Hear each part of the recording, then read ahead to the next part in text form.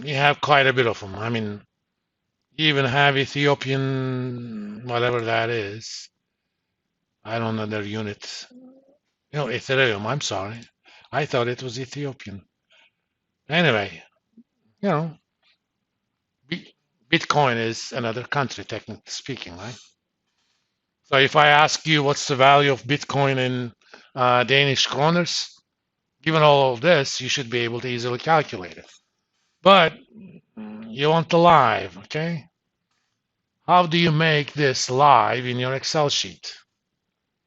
This is true for any website that has live tables. Copy the address, go back to the sheet you want, okay? Data from here, oops, not that. Let me see. Get data, pick other sources from web. There's a shortcut icon there for that too, but I wanted to make sure that's the case. Enter the URL that you copied. Okay, connect.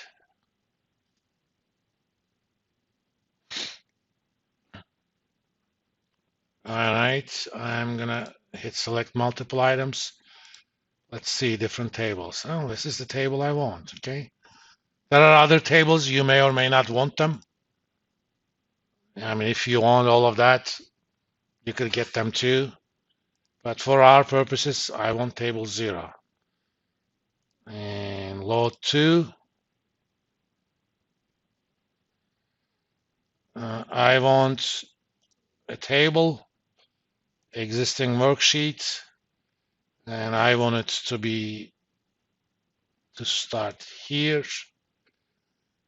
Let's do that. Hit OK.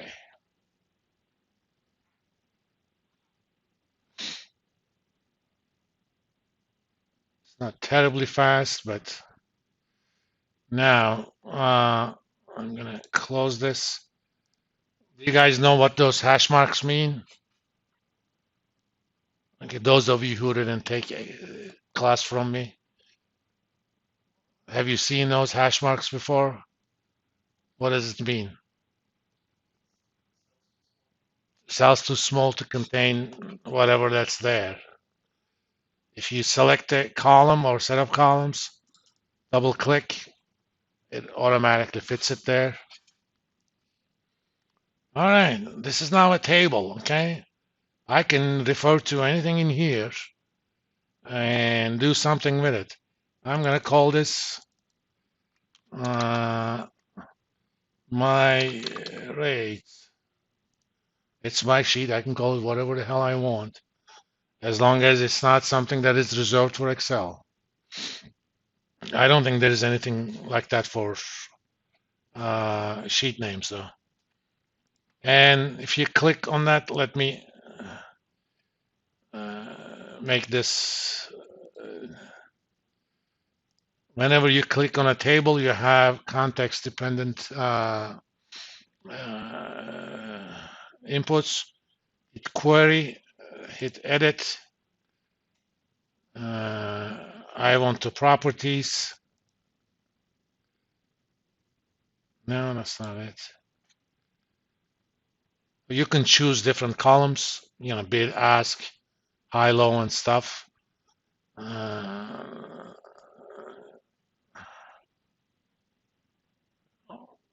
is that refresh?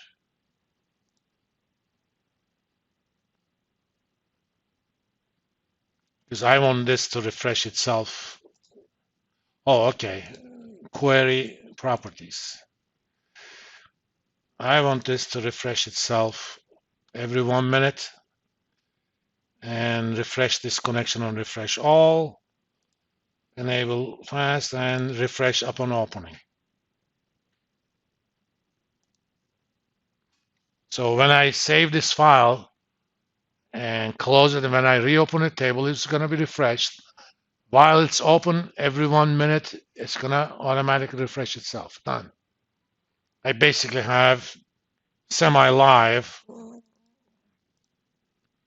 If you want it a little bit more than that, you can do something on change and repeat that every 5 seconds. But unless you're a currencies trader, you probably don't need that. And if you're a currencies trader and you need Excel for data, you're in deep trouble to begin with. You need some, other kind of, you shouldn't be using investing.com as your source for exchange rate data. You should be using something like Bloomberg, Reuters, or something like that. But, for simple purposes like ours, that's all I need. Even 1 minute is probably too much. See, it refreshes itself. And in this case, I don't want the time. Let's actually edit it and let's say remove columns. What did I remove? Control Z.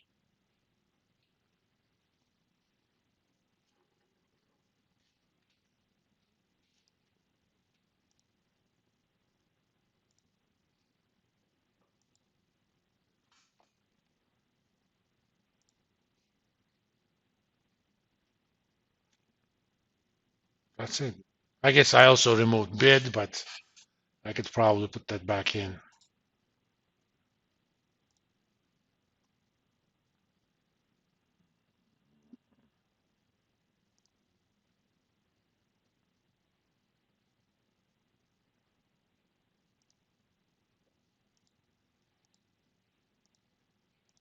Come on. And you could also remove any rows you don't want. If you have no interest in New Zealand dollars with Swiss franc, you can get rid of that too. At this day and age, it doesn't pay, okay, to be stingy on storage. That's it, done. We have a live table. And I'm going to save this, and I'm going to make this available for you guys. Save as.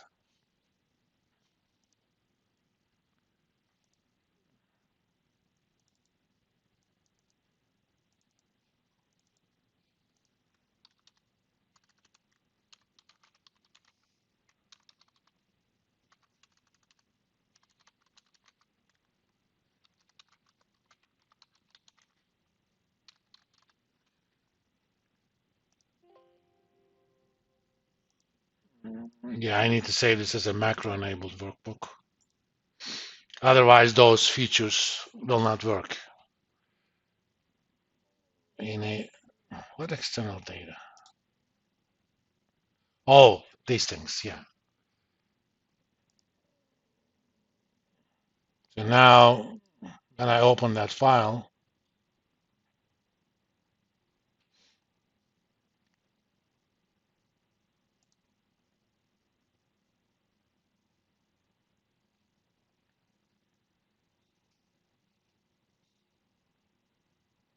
unfortunately, this portion of Excel is slow. That's it, done. If I ever ask you during the class, calculate me this, I'm gonna want the live numbers, okay? Because I don't want to have to look, if the exchange rate is this, I have the real exchange rates. Why do I have to assume stuff, right? You just go ahead and tell me what it is based on whatever calculation that needs to be done. And this makes your life easy. If there's a lot of stuff you need, I mean, if you have Microsoft Office 365, there is even the direct live stock market stuff. For example, I mean, I use that for my, let me see, it's a template. Let me see where it is. Investment tracker is called. Create a new one. Go to portfolio. Let's say I actually have NVIDIA in my portfolio. 20 shares. It already obtains live prices for you. You can actually follow your portfolio. Since you're EKU guys, you have free access to Microsoft 365. All you have to do is install it into your computer. If you sign on with your EKU username, you're automatically qualified. But on a computer that doesn't have access, this is not going to work. But you can still get live values by doing what we just did. Unfortunately, I don't think they have it for exchange rates. All right, I'll see you guys on Wednesday. We're gonna do some more of Excel stuff. I'm gonna show you some of the neat stuff, how to make the traffic lights, maybe a little bit of basic macros if there's appetite for it, just enough so that you could impress people in parties. If that's what you need, you got trouble anyway, but different kind of parties.